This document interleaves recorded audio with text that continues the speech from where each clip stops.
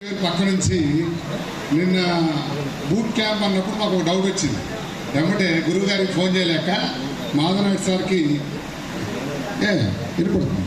మాధవనాయుడు సార్కి కాల్ చేసి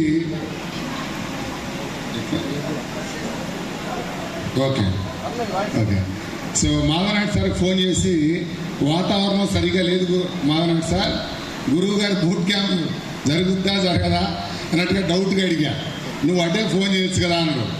నాకు అంత ధైర్యం లేదు, ఏమైనా మార్పులు చేర్పులు జరుగుతున్నాయా అన్నాడు.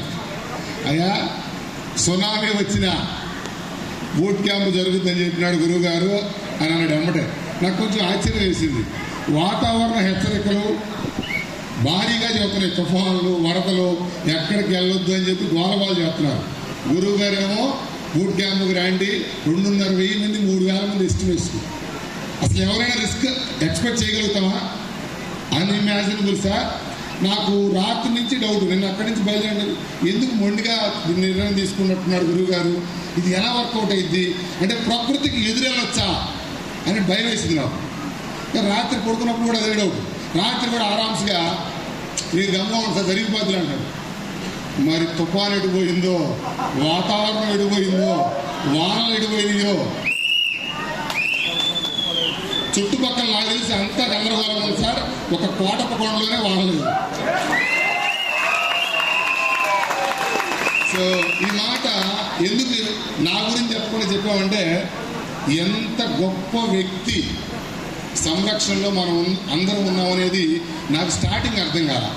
నాకు కొన్ని ఆధ్యాత్మిక బుక్స్ కొన్ని ఆధ్యాత్మిక భావాలు ఉన్నాయి సార్. పాత రోజుల్లో నిస్వార్థమైన మనిషి ఏదైనా ఒకటి సంకల్పించుకొని ఇది జరగాలి అంటే జరిగేది. మన సినిమాలో కూడా చూసాం, అవునే కదా. మరి గురువు గారు చూడండి, వాన పడదు, దాని అంతా అది ఆగిపోద్ది, మీరు రండి అన్నాడు. ప్రకృతి కూడా తల వంచి thank you thank you thank you. So ఇప్పుడు దాకా నేను స్టేజ్లోకి రావడానికి సింపుల్ రీజన్ చెప్పలేదు.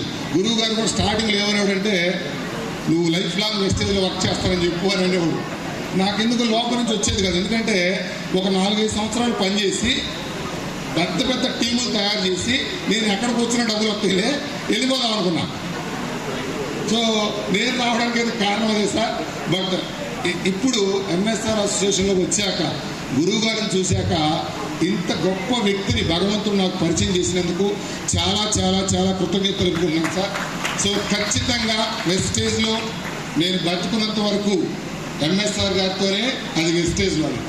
ఖచ్చితంగా thank you Guruji, thank you ఈ అవకాశాన్ని నాకు ఇచ్చినందుకు. సో నా పేరు సురేష్ అండి. కొత్త వాళ్ళకి స్టార్టింగ్లో వెస్టేజ్ అనేది అవసరం లేదు. ఎందుకంటే బయట ఒక 70,000 రూపాయల ఆర్గానిక్ షాప్ ఉంది, చదువుకుంది ఎంసీఏ, 2 దేశాలు వెళ్ళొచ్చాను సార్.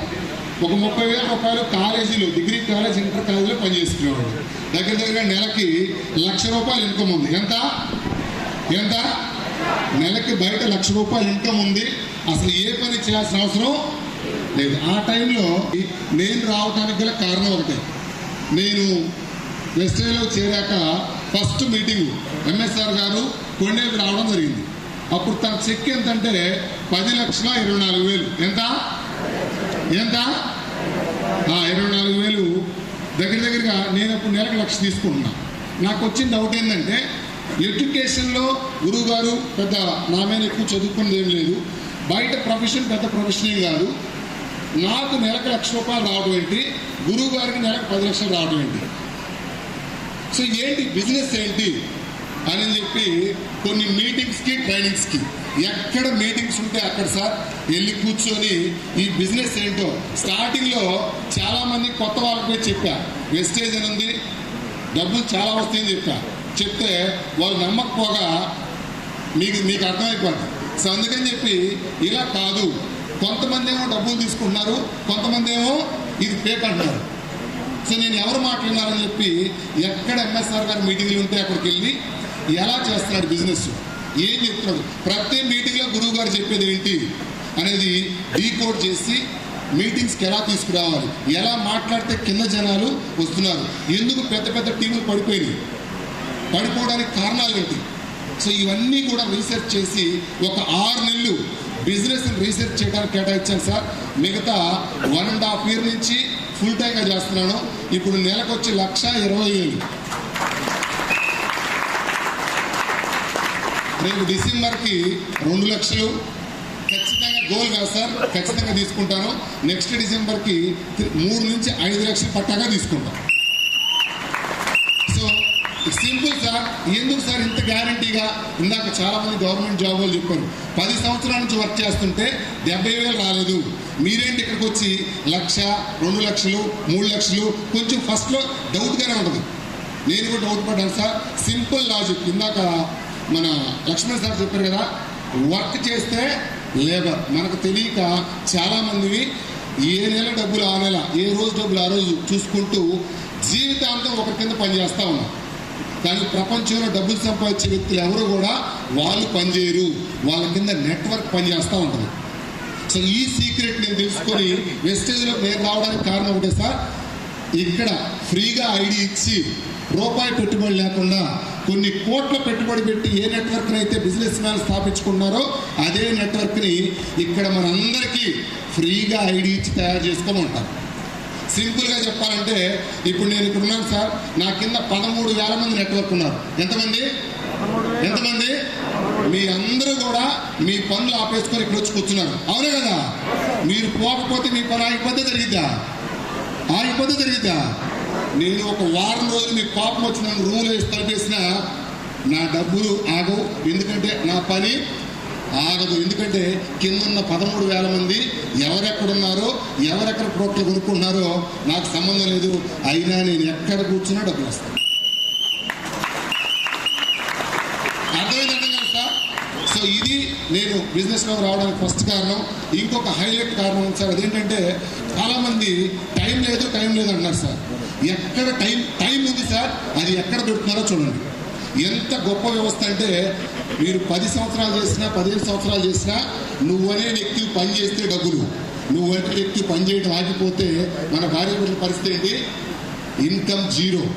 ఎంత గొప్ప వ్యవస్థ మనకు తెలిస్తే రోజు గౌతమ్ బాలి గారి ఫోటోలు మన ఇంట్లో పెట్టుకొని దండం పెట్టుకోవాలి.